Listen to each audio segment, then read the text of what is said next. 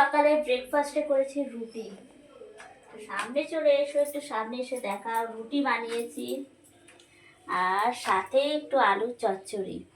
এটাই আজকে ব্রেকফাস্ট সকালের। এটা খেয়ে হাজবেন্ড কাজে বেরোবে। এটা আমাদের মন্দিরের প্রসাদ, এখানেই রেখে দিলাম। তো সকালে ঝটপট করে আমি ব্রেকফাস্টটা বানিয়ে ফেলেছি। আমিও একটু বেরোবো, একটু কাজ আছে বাইরে, তার জন্য আমিও বেরোবো। তাহলে হাজব্যান্ডকে দিয়ে দিই, ও কাজে বেরিয়ে যাবে, তারপরে আমিও খাওয়া দাওয়া করে একটু পরে বেরোবো।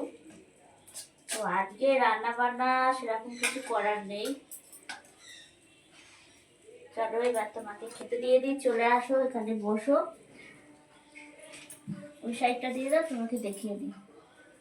বসো, চলে আসো ওই পাশটা। এই যে হাজবেন্ডকে খাবারটা দিয়ে দিয়েছি, ও খেয়ে নিচ্ছে, খেয়ে বেরোবে।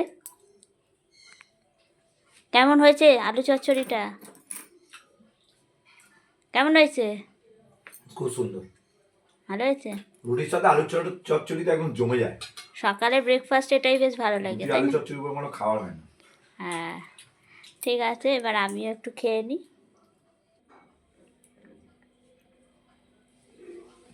আমিও বসে পড়লাম সকালের ব্রেকফাস্ট নিয়ে। সকালে আমার রুটিটা সেরকম ভালো লাগে না, আমি সাধারণত মুড়িই খাই।